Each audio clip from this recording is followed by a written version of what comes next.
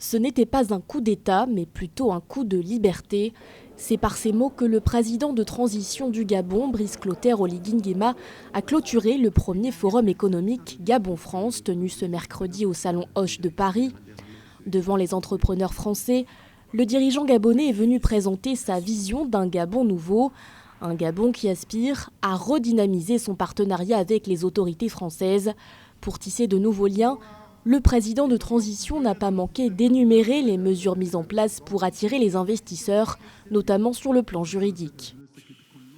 Le Gabon offre aujourd'hui une sécurité des investissements à la faveur des efforts faits en matière de protection des investissements étrangers et de la lutte contre la corruption.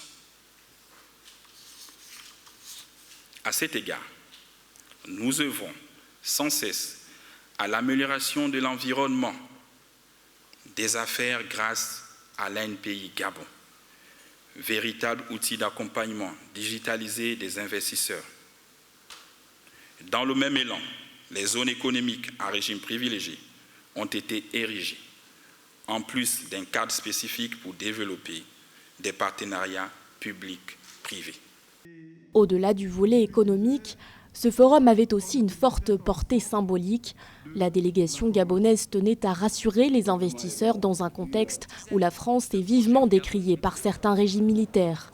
Mais contrairement à quelques États ouest-africains qui ont choisi la rupture, le Gabon opte pour la continuité.